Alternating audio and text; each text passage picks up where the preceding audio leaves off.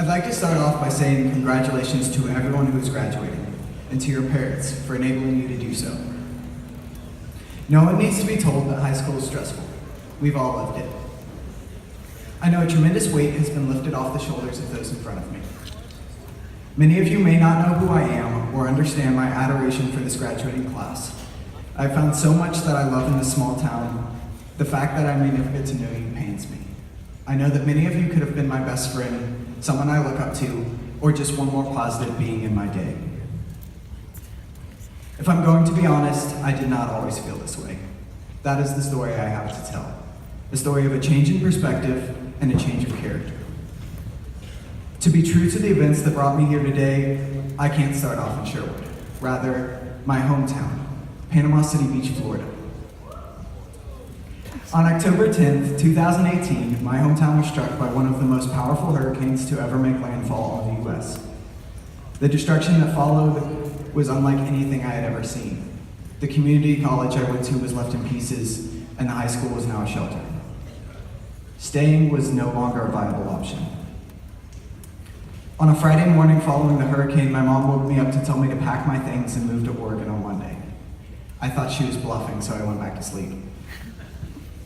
As my beach bum lifestyle had conditioned me to do, I neglected to pack, forgot to get gas, and I overslept. Flash forward to my first time entering Sherwood. I got in town just in time to take my brother to work at the old spaghetti factory, so he bought me dinner. As soon as I sat down in that booth, I was hit with a wave of grief and deep emotional turmoil.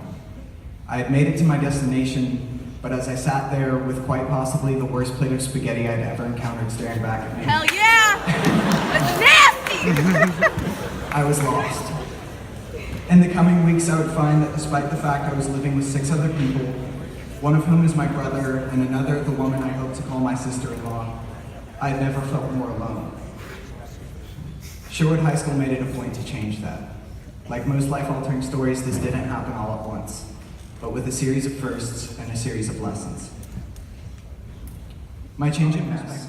Miss Wilhelm was the first to offer a hand. She did not bother me with sugar-coated words laced with cliches for encouragement. Instead, she handed me a tissue and said, "How can we fix this?" Miss Wilhelm taught me that day that you need to look at your problems systematically, even when you're at your lowest. Around this time, my mother had made her way up to Oregon. I remember that night so well. The love and respect we had for one another went without saying, so we argued instead. We had been through so much since the last time we talked that it was hard not to be on edge. Though somehow, through it all, she kept me grounded. And she always just knew what to say. I know many of you can relate when I say, I often did just the opposite. So I encourage all of you, after graduation, when you go to hug your parents, hold them a little longer than usual. They deserve it. Next comes the story of my first friend, my advisory teacher. I know, I'm the dork that could only make friends with his teachers. I was just happy to have someone to talk to, and I could tell that she cared by the way she motivated me to get out of my comfort zone. I say motivate, but it was more of a shove. Ms. Roth gave me the opportunity to get involved in school and even asked the girl I liked to prom when I didn't have the guts to do it myself. I never did go to prom, and Mom, wherever you are in the crowd, I'm sorry, but I never got too involved in school either. However, the sentiment definitely stuck. I began talking to more people, and I even volunteered for a few events. This brings me to my first friend my own age, and somehow this was an even more unlikely friendship.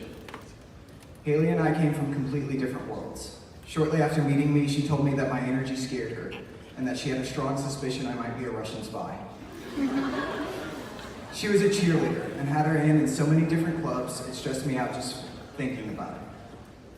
For some reason, she let me stick around, and from that initial friendship grew many more, namely Colby, who taught me that there will always be someone who is better than me at what I love, and Max, who helped me reconnect with my creative side, as well as taught me to put love into everything that I do.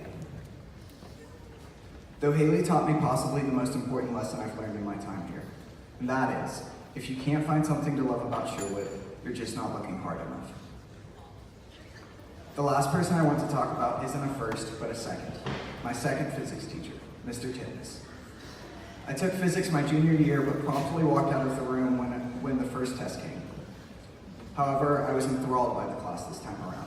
I found myself wanting to stay longer just to talk about all of the cool things you could do with the formulas we learned that day. Mr. Titmus taught me that it's not about the subject matter, but the enthusiasm you approach it with that's the most important. So for all of you going off to college or into the workforce, I want you to know that there are always lessons to be learned from those around you. I encourage everyone in the audience to reach out to someone new or an old friend. Many of you have no idea how impactful you were to me at the time or how much better my life has gotten because of you.